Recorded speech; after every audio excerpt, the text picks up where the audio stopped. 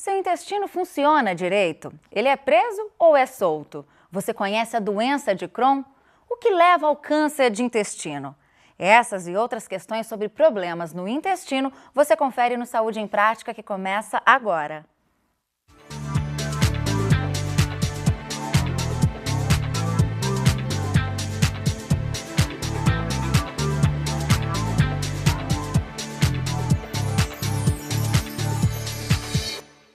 E para falar sobre problemas no intestino, o nosso convidado é Rogério Saad Rosni, professor da Faculdade de Medicina da Unesp de Botucatu e especialista em cirurgia do aparelho digestivo e coloproctologia. Professor Rogério, obrigada pela sua presença aqui no Saúde em Prática. Obrigado, eu que agradeço ao convite de estar podendo falar um pouquinho mais sobre o nosso intestino. Com certeza, é um prazer. Bom, para a gente então entrar nesse assunto, doutor Rogério, quais os males que o intestino que não funciona direito causa ao organismo?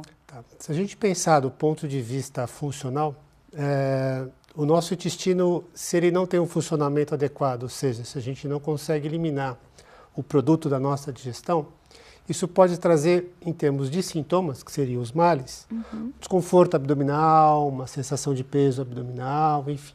O intestino por si só, ele não teria problemas ele estar preso, é mais os sintomas que ele pode causar em virtude dele não funcionar adequadamente. Então, males não tem efetivamente. Importante a gente ter noção de que o intestino tem que ter uma atividade funcional adequada, diária ou a cada 2, 3 dias. Já que o senhor tocou já nesse assunto, o doutor tocou nesse assunto, até quantos dias é aceitável ficar sem ir ao banheiro? Então, você veja que interessante, Juliana. A mídia hoje fala, vá ao banheiro todo dia. Faz bem para a sua pele, seu intestino vai funcionar bem, então a gente tem isso como uma coisa padrão necessária. Ali, né? Não modelo. É bem assim. O intestino pra gente considerar uma pessoa que tem um intestino preso, existem 3 critérios principais. O primeiro é essa frequência, o segundo é a característica, o aspecto das fezes, e o terceiro é se o paciente faz ou não algum tipo de esforço para evacuar. Então a gente considera aquela pessoa que tenha constipação ou obstipação quando a frequência é aumentada, quando ele vai ao banheiro e apresenta essas fezes mais fragmentadas, como se fosse um cabritinho, e quando ele faz esforço evacuatório. Então, a pessoa pode ir uma vez a cada 2 dias e não ser obstipada. Por quê? Se ela vai e não faz esforço, e o aspecto das fezes é um formato um pouquinho mais cilíndrico, como se fosse o formato de uma banana, isso significa que o intestino dela é normal do ponto de vista de frequência. Por outro lado, você tem uma pessoa que senta no banheiro todo dia e quando ele senta, ele faz muito esforço e o aspecto das fezes é mais fragmentado, ele é constipado indo todo dia, supostamente, ao banheiro. Então, só a frequência não determina se o paciente é ou não. A nossa equipe de produção foi às ruas para saber as dúvidas das pessoas sobre o intestino. E a Sandra Ferrari tem uma pergunta aqui para o Dr. Rogério. Vamos ver. Doutor, o estado emocional influencia no funcionamento do intestino? Sandra, acho que é uma excelente pergunta. Com certeza, nosso estado emocional interfere no funcionamento do intestino. Se a gente pensar que às vezes quando a gente está ou muito estressado, ou muito nervoso, a gente não consegue pensar direito, às vezes tem sintomas de dor no estômago, sim, ele funciona. Existe, inclusive, uma doença que a gente considera funcional, ou seja, não tem nenhum tipo de lesão no intestino, que é a síndrome do intestino irritável. O nosso intestino passa a ter uma relação direta com o nosso estado emocional. Então, algumas pessoas, quando estão mais ansiosas, mais nervosas, costumam ter dor, principalmente do lado esquerdo. Às vezes ela pode ser seguida, às vezes, do momento da evacuação, ou seja, às vezes de diarreia, às vezes de constipação. E um dos sinais principais do paciente que tem isso é a dor. Então essa relação existe sim, mas em geral ela não demonstra um problema como se fosse maligno, como tipo um câncer ou alguma outra doença. A gente considera uma doença funcional. Da mesma forma, quando a gente está estressado, ter dor de cabeça, enfim. Então é uma coisa, entre aspas, benigna que as pessoas podem ter sim. Legal. Agora, o uso frequente de laxantes, doutor Rogério, também pode fazer mal? Pode. Você veja, por que as pessoas usam do laxante? Primeiro, o acesso é muito fácil. Você vai na farmácia e fala, estou constipada. Não tem nenhuma restrição, né? Qualquer pessoa vai te medicar, inclusive as pessoas conversam entre si. Se a gente fizer um raciocínio, por exemplo, se eu estou com dor de cabeça, por que eu estou com dor de cabeça? Você vai lá e toma um remédio para a dor de cabeça. Então, na realidade, quando a gente faz uso de laxante, a gente está tratando o sintoma de algum outro problema. Por exemplo, se a pessoa não tem uma ingestão adequada de fibras, como eu havia falado anteriormente, e tem uma tendência, o intestino está mais preso, eu vou dar uma acelerada nesse funcionamento. E o problema do laxante é, ele, quando necessário, ele deve ser usado por um curto espaço de tempo. Vou te dar um exemplo. Se você vai fazer uma ultrassonografia, uma colonoscopia, você faz uso do laxante para limpar o seu intestino. Então, ele tem basicamente 2 mecanismos de ação. Um deles é irritar o intestino para ele funcionar. Então, ele vai lá, o intestino está quietinho, eu dou alguma coisa que me irrita e ele aumenta essa frequência para o paciente poder evacuar.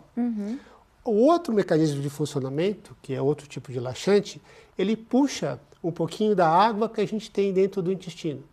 Com isso, ele aumenta esse volume e o paciente acaba evacuando. Então, nas duas situações, qual que é o problema? Eu vou estimular muito frequentemente, então o uso crônico, estimulando e irritando esse intestino por muito tempo, acaba levando, agredindo o intestino sem necessidade. Por outro lado, aquele outro tipo de laxante, que faz com que a gente acumule água para poder evacuar, leva o paciente à desidratação, leva a outros sintomas que são importantes. Então, quando necessário, deve ser usado por pouco tempo e, de preferência, com indicação médica. Agora, doutora, a gente falou bastante até agora sobre o intestino preso. O intestino solto, ele também é um indicador de problemas no intestino? Pode ser, com a seguinte condição. A relação que a gente tem com o intestino, como eu havia falado, depende muito daquilo que a gente come. Eu vou dar um exemplo. Chega no final de semana, a gente come alguma coisa diferente e o intestino não vai ser o mesmo que ele estava sendo durante a semana. Abusou um pouquinho ali. Então, em situações pontuais, essa alteração não revela nenhum tipo de problema. Sim. Desde que eu tenha mudado o tipo de dieta. O problema é quando eu tenho um certo padrão de funcionamento e esse funcionamento muda para um episódio de diarreia e com algumas coisas que devem chamar a atenção da gente. Primeiro, aquela presença daquele catarro, que a gente chama de muco. E segundo, a presença de sangue. Então, esse tipo de diarreia com esses tipos de produtos chamam a atenção e devem levar a pessoa que está com esse sintoma a procurar um médico. Então, situação pontual, não. Se essa alteração para mais, que seria diarreia, perpetua-se, aí sim. Tá? Então, muitas vezes a gente come alguma coisa que fez mal, a intoxicação, a gente vai ter 3 a 4 dias com alteração do hábito, mas você percebe que progressivamente isso melhora. Isso não é motivo de preocupação. Alguma virose, por exemplo, isso também pode acontecer. Né? Se a gente parar para pensar, Juliana, a nossa relação com o meio, tudo que a gente ingere vai passar pelo intestino. Sim. Então, se a gente tem algum tipo de infecção, come alguma coisa estragada ou infectada, naturalmente seu intestino vai querer se libertar daquilo que foi ingerido. Com certeza. Bom, a gente vai agora para um rápido intervalo, doutor Rogério. E no próximo bloco nós vamos conhecer melhor um dos problemas que atingem o intestino, a doença de Crohn. Daqui a pouquinho.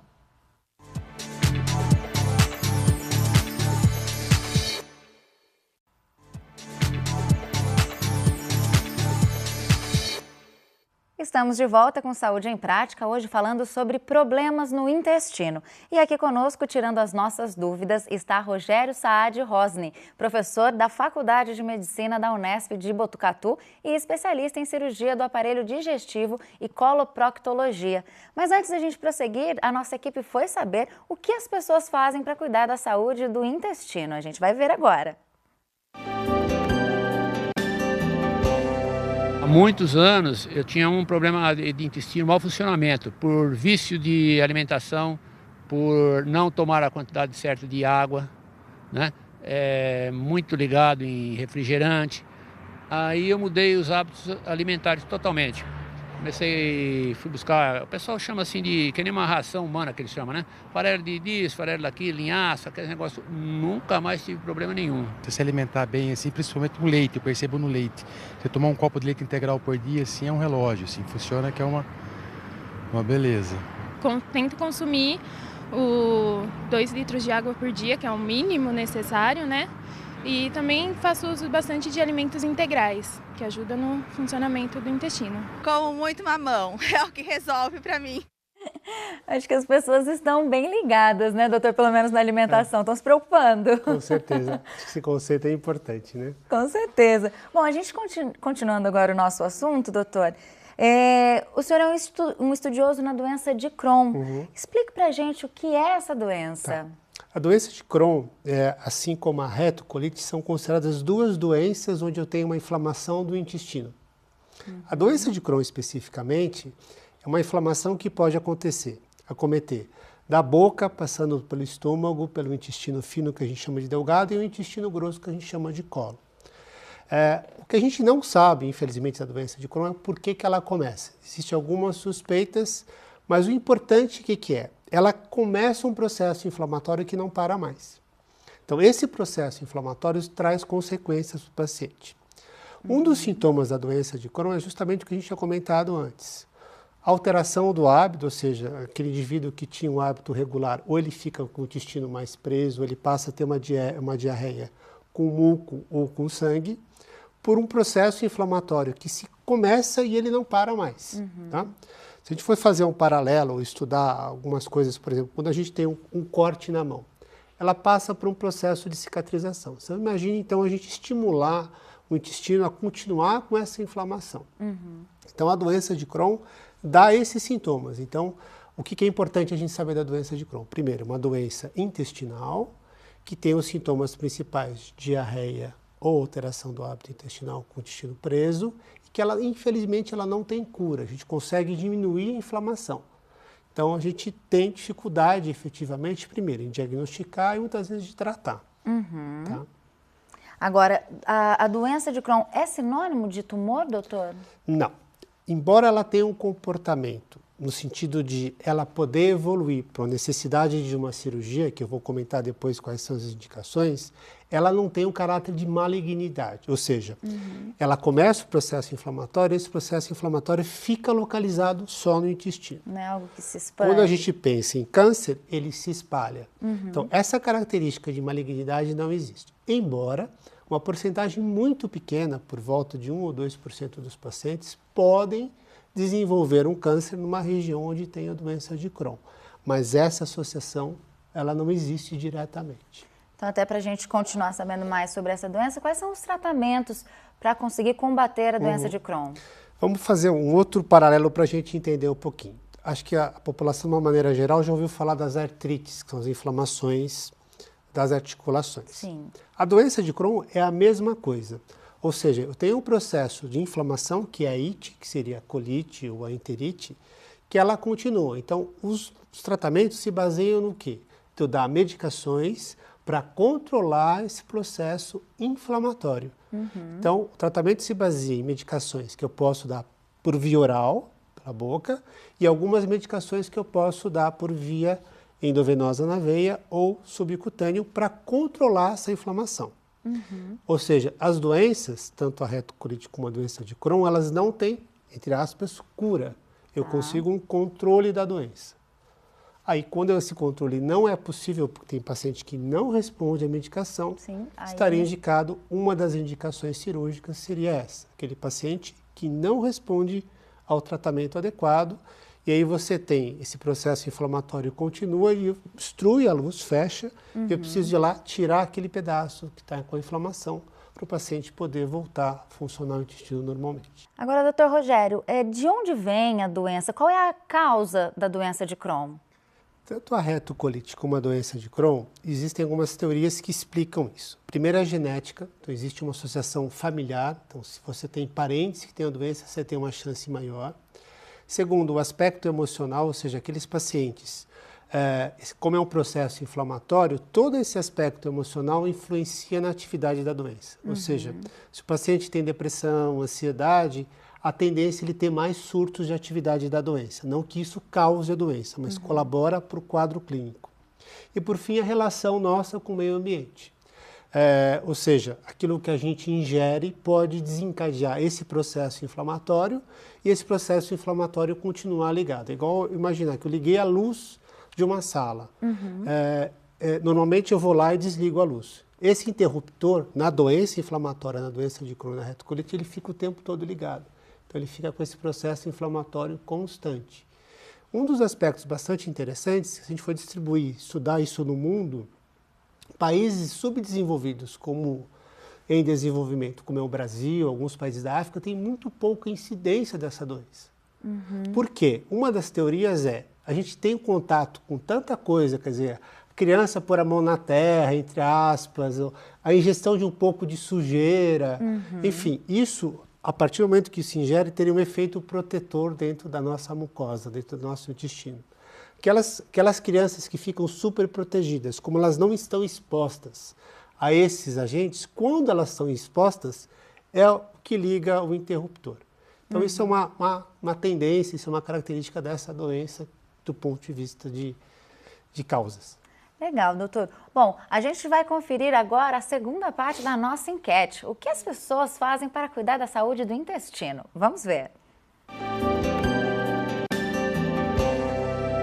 Meu intestino funciona bem, eu como bastante frutas e verduras. Consumo bastante água, bastante fibra também, mas ele sempre foi bom. Eu consumo sementes também, linhaça, semente de abóbora, semente de girassol, e isso ajuda muito.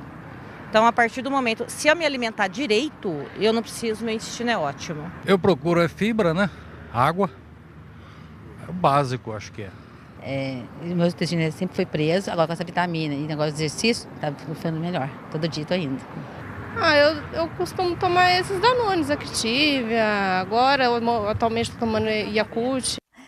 Parece que as pessoas estão bem informadas, né, doutor Rogério? Pelo menos essas que foram entrevistadas, sem dúvida. Sim. Bom, nós vamos agora para um rápido intervalo e no próximo bloco você confere como evitar o câncer no intestino. E tem também o quadro De Olho na Alimentação, falando sobre alimentos orgânicos. É daqui a pouco.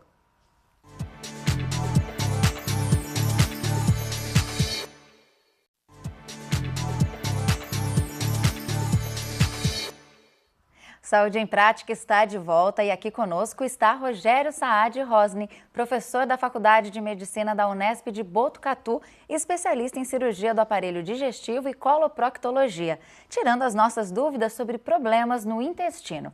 Mas antes de prosseguir, é hora de saber mais sobre os alimentos orgânicos no De Olho na Alimentação.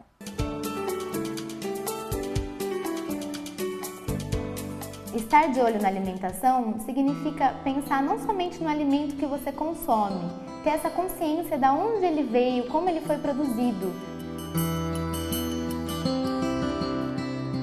O alimento orgânico é aquele que foi produzido sem qualquer tipo de produto químico, que engloba o antibiótico, drogas, então é um alimento natural. Olha, eu planto horta, né, olericultura faz 17 anos, mas orgânica faz 5 que eu mudei o sistema para orgânico. E como eu não gostava de usar veneno, eu comecei a optar pelo sistema orgânico e consegui, né, hoje o certificado de orgânico. Com relação ao fato de ser mais nutritivo ou não que o alimento tradicional, a gente pode dizer que em termos de macronutriente, de carboidrato, de proteína, de gordura, eles são semelhantes. Só que eles possuem mais minerais por conta do solo em que eles são produzidos, que é um solo mais rico. E também, como eles não usam agrotóxicos, as plantas precisam desenvolver o seu sistema de defesa para combater as pragas. E isso também estimula a maior produção de fitoquímicos. Então a gente pode considerar que eles têm um melhor valor nutricional por conta desses micronutrientes e dos fitoquímicos. Os alimentos orgânicos são mais saborosos, eles têm maior durabilidade em nossa casa. Vendo muito esse morango, porque além de ser orgânico, ele é doce e bonito, né? Hoje em dia a gente pode encontrar a maioria dos alimentos na versão orgânica. As frutas em geral, as hortaliças, cereais, então arroz, milho, leguminosas, feijão. Todos os produtos são possíveis de serem encontrados na forma orgânica. Como eu faço a parte de oncologia, a gente sabe que essa questão dos agrotóxicos está extremamente ligado, né, ao aparecimento do câncer de mama, câncer de colo de útero, câncer de intestino. Então, quanto mais alimentos naturais a gente puder consumir, melhor. A gente prefere consumir um alimento de melhor qualidade, de uma origem que a gente possa ficar mais tranquilo. Para saber se o alimento é orgânico, o consumidor deve procurar por um selo que está escrito produto orgânico, e esse selo ele é padrão no Brasil inteiro. Ele tem um símbolozinho verde e isso é uma segurança de que o alimento foi certificado por empresas que estão relacionadas com o Ministério da Agricultura e que elas preenchem todos esses pré-requisitos para ter essa certificação que ele é orgânico. Olha, é um pouco mais caro, mas não acho que é tão diferente da que não é orgânico. É um pouquinho mais caro, mas vale a pena. Eu acho que a gente paga um preço por todas as coisas, então eu prefiro comprar alimento orgânico do que pagar remédio na farmácia. Um dos maiores pontos negativos de se ter uma alimentação orgânica é que ela é mais cara. Mas isso se deve ao fato da produção desse alimento. Então tem uma série de pré-requisitos que o agricultor tem que atingir, que ele tem que conseguir para fazer uma produção orgânica. E nisso ele vai perder muitos alimentos, porque ele não pode proteger com nenhum tipo de químico. Olha, eu posso dizer que eu sou uma privilegiada, porque o sistema orgânico é muito trabalhoso, mas os clientes não dobrou, triplicou, quadruplicou. Fazer uma horta em casa é uma ótima alternativa para ter alimentos orgânicos em casa com o menor custo. Eu não tenho a menor dúvida de que estou consumindo saúde. Os alimentos orgânicos, eles são uma alternativa para uma vida mais saudável porque eles se preocupam não só com a saúde do consumidor, como também com a saúde do meio ambiente. Por isso, vocês que estão assistindo, continuem de olho na alimentação. Super bacana a dica de hoje. Eu também tenho aí tentado dar prioridade, é claro, para os alimentos orgânicos. Agora, retomando aqui a nossa entrevista, doutor Rogério, quais fatores estão ligados ao aparecimento de tumor no intestino? Tá. Especificamente no intestino grosso, a gente tem o intestino fino, onde o aparecimento de tumor é muito raro, e o intestino grosso, que é bem mais frequente. Para você ter uma ideia do ponto de vista de incidência, o câncer do intestino é a segunda causa mais frequente de câncer em homens e mulheres. É mesmo? É. Então, isso é importante para as pessoas terem uma ideia de quanto é frequente. A relação do câncer, ela passa primeiro para os aspectos genéticos, ou seja, aquilo que a gente herda dos nossos pais, dos nossos avós, isso tem uma influência no aparecimento do câncer, e, de novo, a nossa relação com aquilo que a gente come. Então, uma das teorias que explica é por que pacientes em gerais de mais idade têm câncer. Porque ao longo da vida desse paciente, ele foi acumulando essa agressão no intestino de acordo com aquilo que ele come e foi acumulando essas alterações na sua carga genética. Então pode ser que ele não tenha recebido, mas pode ser que essa relação com o meio ambiente gere alterações genéticas e com o passar do tempo isso desenvolva câncer. Então, qual que é o fator de risco? Primeiro, a história de câncer na família, isso é um fator importante, mas mais importante que isso é a nossa relação com aquilo que a gente come. Quais são as dietas, os tipos de alimento que levam a uma chance maior de ter câncer do intestino grosso? Fundamentalmente, gordura e proteína de origem animal, em grandes quantidades por muito tempo. Não é o churrasquinho do final de semana que nos vai fazer mal, não. É aquela pessoa que tem o hábito de comer carne, muita carne, por muito tempo. Em geral, carne defumada, ou seja, com a fumaça do churrasco, isso é um fator de risco. Alimentos em geral defumados. E aí tem uma relação do nosso funcionamento do intestino. Qual que é? O paciente constipado tem mais chance de ter câncer do intestino? Não necessariamente. Porém, se ele ingere alimentos que podem agredir o que a gente chama de mucosa, que é a parte mais interna do intestino, e o intestino dele é um pouco mais preso, esses produtos que podem irritar a nossa mucosa, como o intestino dele está mais preso, ficam mais tempo em contato. E isso sim pode gerar a chance de você ter uma lesão naquela região. Legal. Agora, qual exame deve ser feito para avaliar a saúde do intestino, doutor Rogério? Vamos falar do intestino grosso. O exame chama-se colonoscopia. O que é a colonoscopia? É uma endoscopia, da mesma forma que a gente olha o esôfago, o estômago, o comecinho do intestino fino, a gente olha o intestino grosso todo, que esse exame chama-se colonoscopia. Do ponto de vista de indicação, se a pessoa tem uma história familiar de câncer, recomenda-se que por volta dos 35, 40 anos ele faça uma colonoscopia. Mesmo sem sintomas? Mesmo sem sintomas. Se a pessoa não tem, a partir dos 45, 50 anos, ele deve fazer uma colonoscopia preventiva, no sentido dele fazer um rastreamento. Então, hoje, como o acesso à colonoscopia ele é maior, então, sempre que possível, deve ser feito. Por quê, Juliana? Porque o câncer ele não aparece de uma hora para outra. Ele geralmente começa com uma lesão benigna, pequena, que ao longo de anos, 3, 4, 5, 7, 8 anos, isso pode desenvolver um câncer. Então, se eu faço uma colonoscopia, na ausência de sintomas, e pego essa lesão no seu começo, o paciente, eu evito que essa lesão progrida para um câncer. Então, da mesma forma que as mulheres fazem mamografia, o Papa Nicolau, os homens fazem o exame de próstata, a colonoscopia, em determinado momento, ela deveria ser feita. Outro aspecto importante, se você me permite, é o quê? Claro. Se eu fiz uma colonoscopia, ela está normal, eu não preciso fazer isso todo ano. Eu posso repetir a cada 3, 4 ou até 5 anos. Por quê? Essa lesão que eu te falei, ela demora muito tempo para aparecer. Então, a gente tem que fazer antes de ter os sintomas. Legal.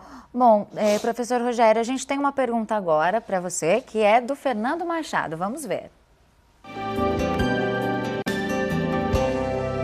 Doutor, gostaria de fazer uma pergunta. Esses iogurtes que prometem auxiliar o intestino, de fato eles ajudam?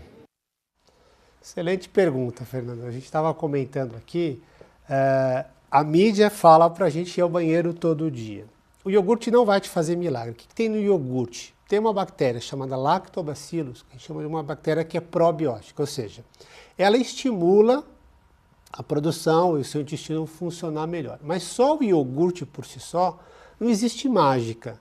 Isso deve ser acompanhado de ingestão de líquidos, atividades físicas, alimentação balanceada, adequada, com uma quantidade de fibra adequada. Então, dentro do contexto do funcionamento do intestino, o iogurte sim vai te ajudar, mas ele por si só, ele não vai resolver o problema da constipação. Doutor Rogério, foi um prazer recebê-lo aqui no Saúde em Prática. Obrigada pela sua participação. Foi todo meu. Muito obrigado pelo convite. Obrigada. Bom, você quer ver algum tema tratado aqui no Saúde em Prática? É só mandar um e-mail com a sua sugestão. A gente se encontra na semana que vem. Até o próximo programa. Tchau, tchau.